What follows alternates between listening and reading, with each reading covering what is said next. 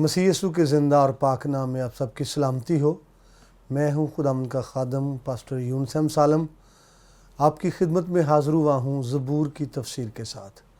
اپنے سروں کو جھکائیے، اپنی آنکھیں بند کیجیے، دعا مانگے۔ آسمانی پتا، ہم تیرے شکر گزار ہیں کیونکہ تیری شفقت کا سایہ تیرے لوگوں پر ہے۔ ہم تیرا شکر کرتے ہیں، تیرے کلام کو سیکھنا چاہتے ہیں۔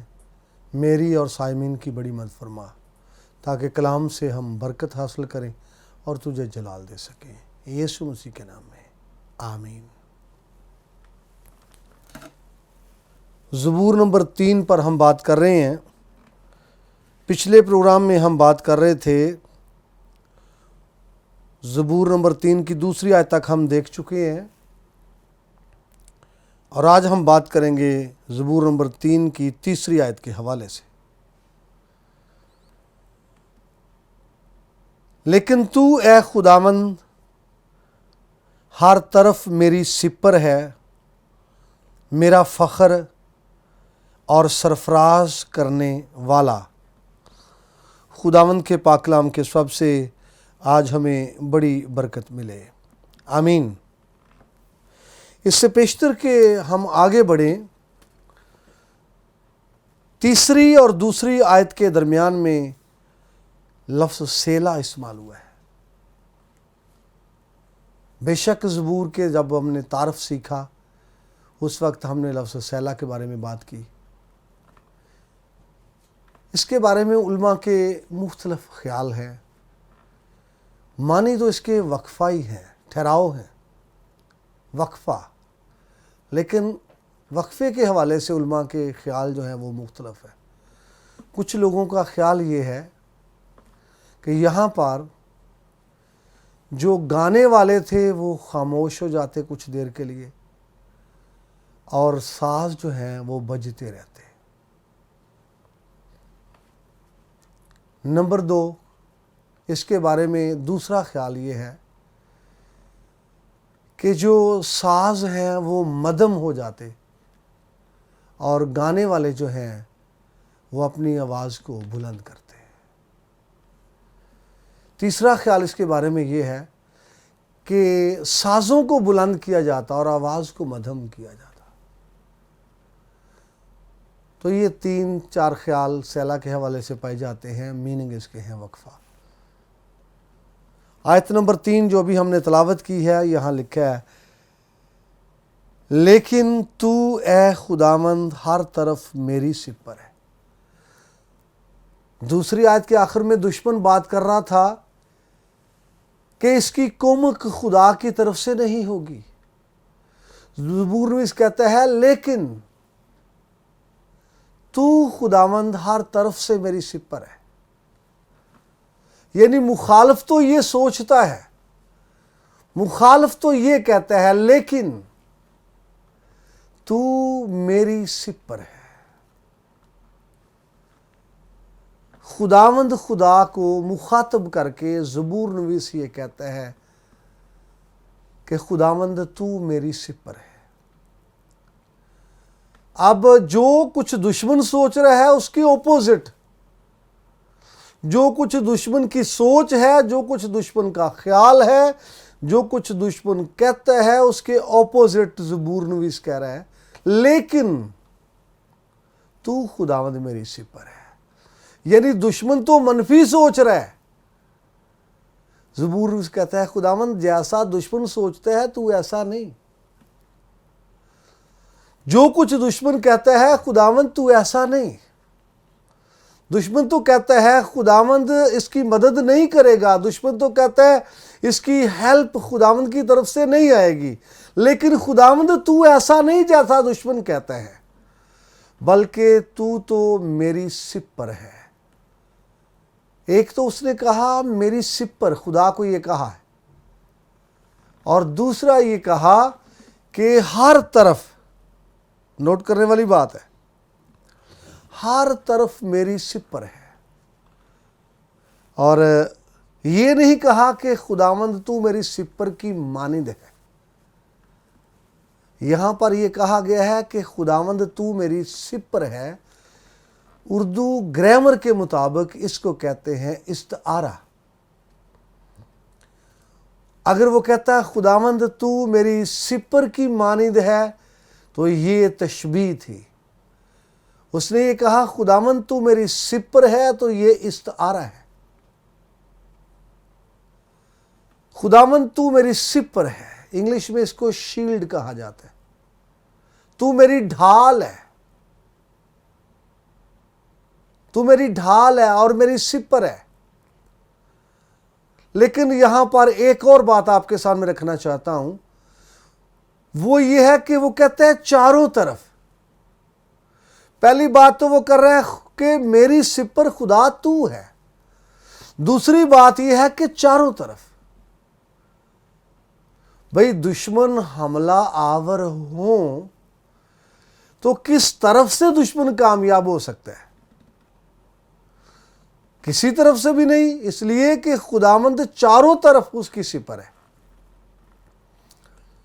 اور مزید زبور کے حوالے سے آپ بات کریں تو زبور کی کتاب کے اندر ایک اور خوبصورت اس سے ریلیٹڈ بات لکھی ہے، وہ یہ ہے کہ خداوند سے ڈرنے والوں کے چاروں طرف اس کا فرشتہ خیمہ زن۔ ان کی بات ہے جو خداوند سے ڈرتے ہیں، ان کی بات ہے جو خداوند کو سینئر مانتے ہیں، ان کی بات ہے جو خداوند کو معزز مانتے ہیں، ان کی بات ہے جو خداوند کو اوبے کرتے ہیں، ان کی بات ہے جو خداوند کو آنر دیتے۔ بھی ڈرنے کی یہی میننگ ہے، خداوند سے ڈرنے کی میننگ یہی ہے، خداوند کی عزت کرنا، خداوند کو بزرگ جاننا، یہی میننگ ہے ڈرنے کے۔ اور یہاں پر اس حوالے کے اندر ابھی جو میں نے آپ کو پیش کیا حوالہ آپ کے لیے رکھا ہے کہ خداوند سے ڈرنے والوں کے چاروں طرف اس کا فرشتہ خیمہ-دن رہتا ہے۔ فرشتہ ایک طرف سے آپ کی حفاظت نہیں کر رہا، فرشتہ جو ہے آپ کی چاروں طرف سے حفاظت کر رہا ہے۔ اور آپ کو یاد ہونا چاہیے فرشتہ آپ کی حفاظت چاروں طرف سے کر رہا ہے، اور وہاں پر فرشتہ آپ کی حفاظت کرے گا جہاں پر آپ کی ضرورت ہے۔ اگر آپ کو فرنٹ کی طرف سے ضرورت ہے کہ آپ کی حفاظت کی جائے تو یقیناً فرشتہ فرنٹ پہ ورک کرے گا۔ اگر آپ کو ضرورت ہے کہ آپ کی بیک پہ حفاظت کی ضرورت ہے تو فرشتہ بیک پہ آپ کی حفاظت کرے گا۔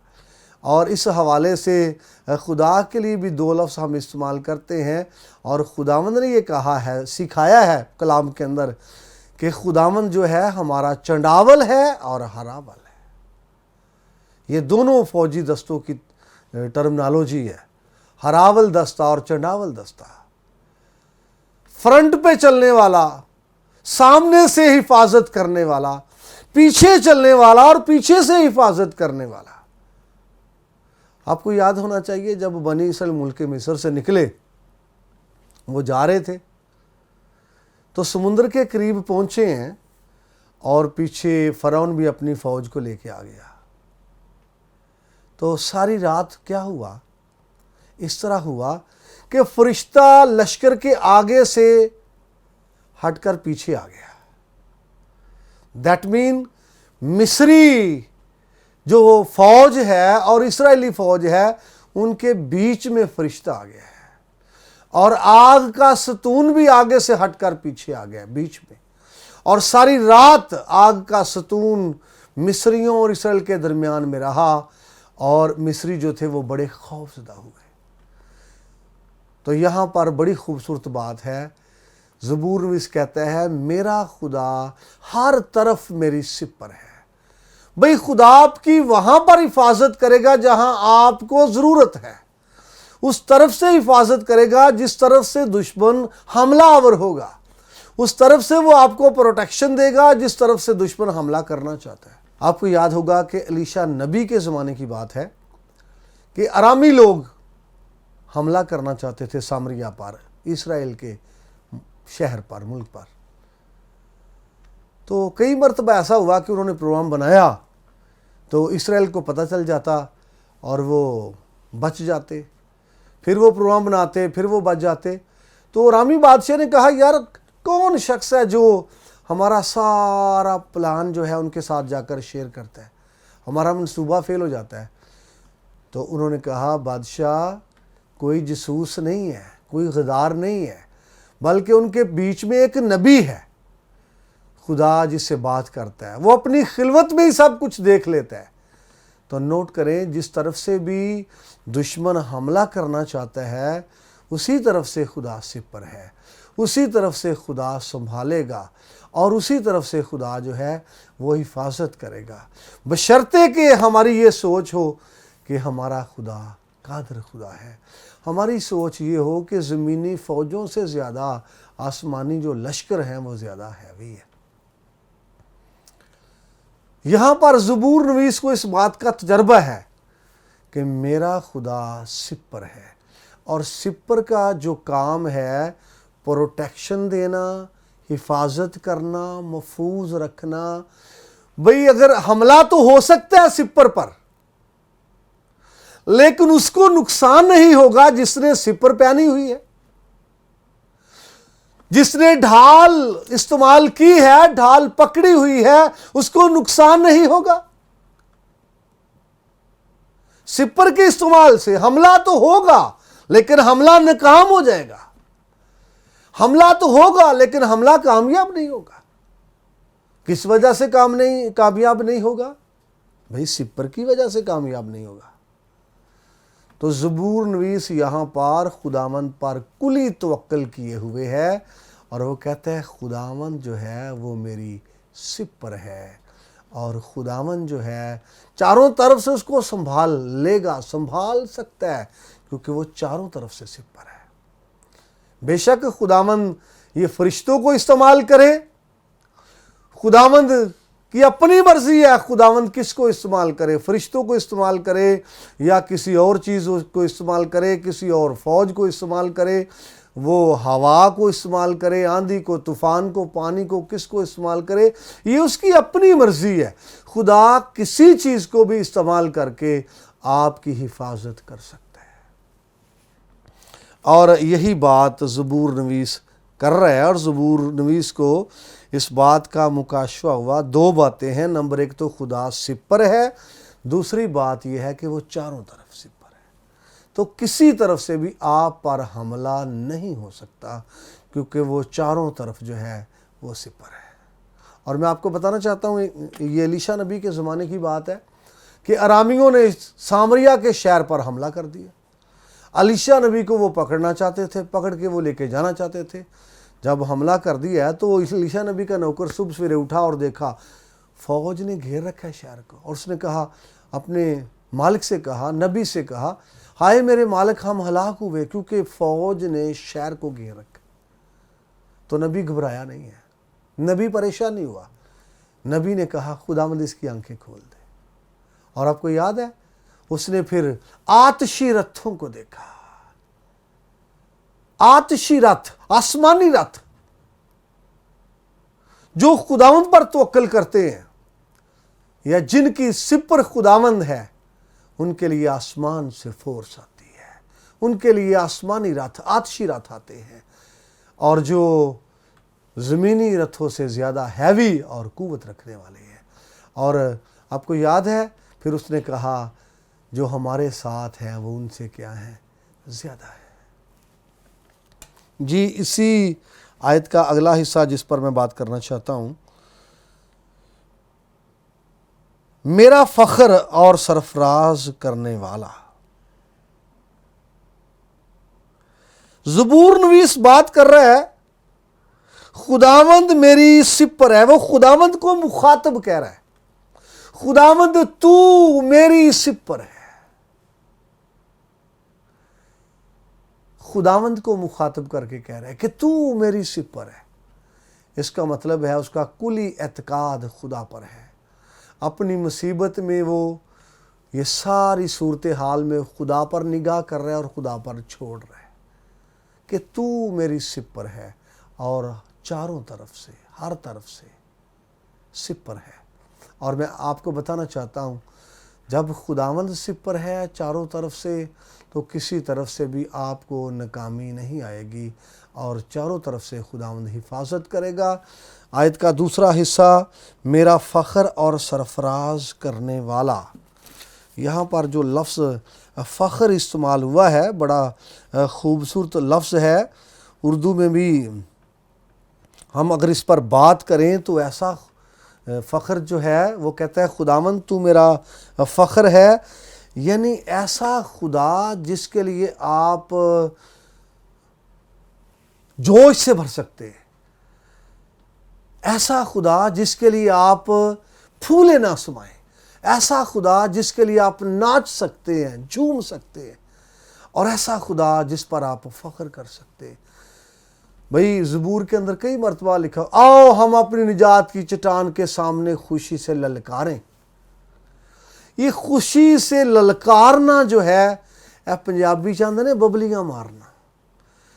خوشی سے للکارنا دیٹ مین اپنے خدا پر فخر کرنا، اپنے خدا کے لیے فخر سے بھر جانا، خداوند کے لیے پراؤڈ کرنا۔